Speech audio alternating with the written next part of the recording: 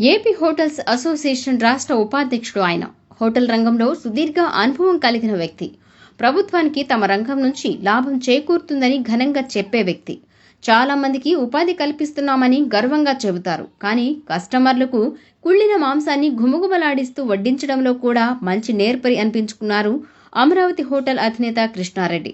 Hotel పేరునే ఇంటి పేరుగా పెట్టుకున్న ఆయన కస్టమర్లను బాగానే మోసం చేస్తున్నారు. నెల్లూరు మున్సిపల్ అధికారుల దాడులతో ఆ మోసం నేడు బట్టబయలైంది. గత కొన్ని రోజులుగా అమరావతి రెస్టారెంట్ నిర్వహణపై విమర్శలు వినిపిస్తున్నాయి.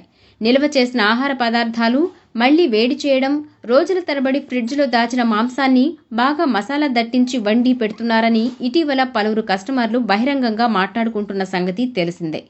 విషయం తెలుసుకున్న నెల్లూరు కార్పొరేషన్ హెల్త్ అధికారి దినేష్ కుమార్ ఆధ్వర్యంలో మాగుంట లేఅవుట్లోని హోటల్పై దాడులు జరిపారు. ఈ దాడుల్లో కుళ్ళిన మాంసాన్ని అధికారులు గుర్తించారు.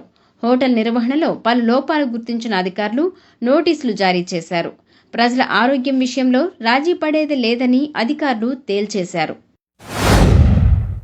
ఇప్పటి వరకు ఎలాంటి ఫిర్యాదులు లేని అమరావతి రెస్టారెంట్లో అధికారులు తనిఖీలు చేయడం సంచలనంగా మారింది. ఇదే కాదు, నెల్లూరు నగరంలోని చాలా హోటళ్ల పరిస్థితి ఇదే. అధికారులు తరచుగా తనిఖీలు నిర్వహిస్తే ఎప్పటికప్పుడు లోపాలు బయటపడతాయి. ఫిర్యాదులు వస్తేనే రైడ్స్ చేస్తామంటే కస్టమర్లను మోసగించే హోటళ్లు చాలానే పుట్టుకొస్తాయి.